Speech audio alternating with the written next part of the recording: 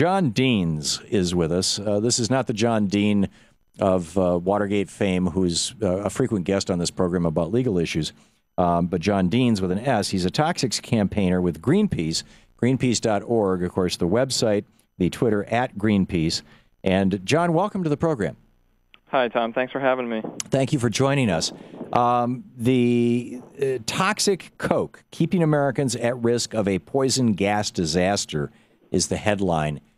Is that hyperbolic, or are we really talking about poison gas and disaster in the same sentence with the word Koch Brothers?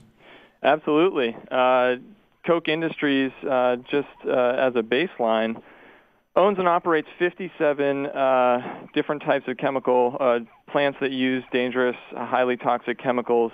We're talking things like chlorine dioxide, hydrogen fluoride, things that if they escape from their holding containers could kill or injure thousands or potentially millions of people. Wow. And they're strewn all over the country.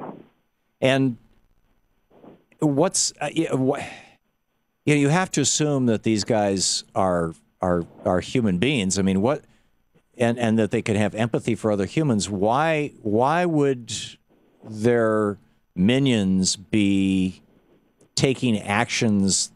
Well, give us the details of the actions first. What are they doing?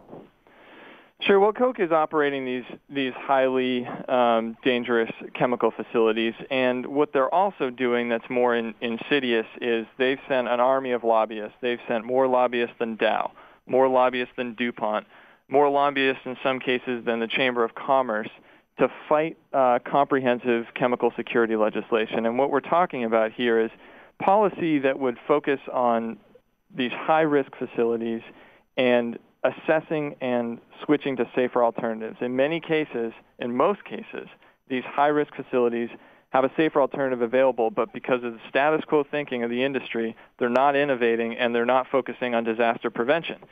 And what's more is they don't want a government program that would put the safety of communities ahead of the way that they run their business.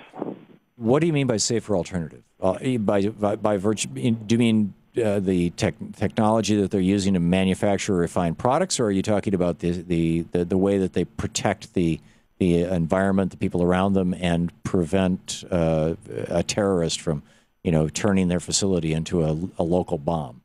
Yeah, it's a good distinction. What we're talking about is instead of chlorine dioxide to bleach paper at a Koch-owned Georgia-Pacific plant, for instance, you can use an oxygen-based or a hydrogen peroxide-based bleaching agent, so that which, if it's released, is not, I don't know many people who have died from a catastrophic release of oxygen. Right. But chlorine dioxide is highly toxic, and if you breathe that in, it can basically cause your lungs to melt and kill you. So there's a very distinct alternative there between something that's inherently dangerous and something that is far safer to use. Is the alternative more expensive? I always thought hydrogen peroxide was relatively cheap stuff. Yeah, I mean, we've seen paper companies in other parts of the globe, and especially in Scandinavia, switch to these safer alternatives. It's totally feasible in the marketplace, right. And especially so if you have a government standard that says everybody's got to play like this. Right. It levels the playing field, and it's much better to spur on innovation. And your other point is what the industry is trying to argue, that if they put enough fences around their facilities, if they put enough security cameras up or guards at the gates, somehow that's going to prevent a determined terrorist. And yet security experts time and again say it's not going to cut it. A determined terrorist is going to break through those barriers, and we have a heightened terrorist threat level right now. Or fly a small plane into one of them. Yeah, exactly. And in fact, the former CEO of DuPont, Holliday, said, we put these protections around our plants, but if someone wants to fly a plane into them, well, there's nothing much we can do about that, which isn't true. Because if you're using chemicals or processes that are inherently safer, it's going to cause some damage to the facility. It's going to cause some economic damage, but we're not going to see a catastrophic release of a poison gas that could kill an entire community and be worse on the scale than even 9/11 in terms of casualties and emergency response. Would it be an exaggeration to suggest that there are Bhopals waiting to happen around America, and that the Koch brothers have sent an army of lobbyists to Washington, D.C. to keep that status quo?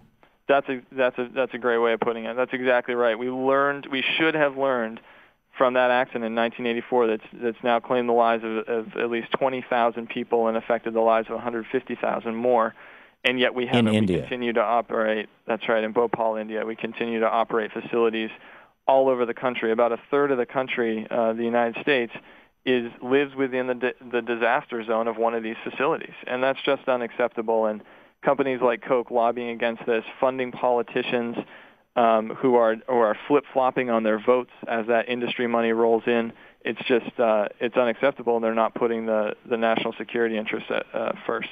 Well, and beyond the national security, I mean, you could make a fairly strong case by playing George W. Bush and saying, "Oh, we got to do this to make sure that the terrorists don't have a target," right? I mean, you could do that, but what about the people working in these facilities? Well, it's another good point. I think you mentioned in the preview there that Greenpeace is actually working in a coalition of over 100 organizations, and these aren't just environmental groups; they're public interest groups, public health groups. But unions are a huge part of the effort to get comprehensive chemical security legislation because, as they say, workers are hurt first and worst. They're on the front lines. Right. And not only are they at risk, but they're being shut out from the process.